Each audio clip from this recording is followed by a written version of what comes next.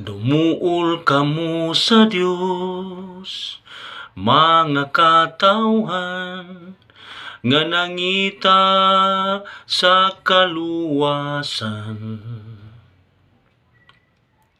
Ayaw na paglangan, susihang kasulatan, samtang ang langit, abli pa ang pultahan.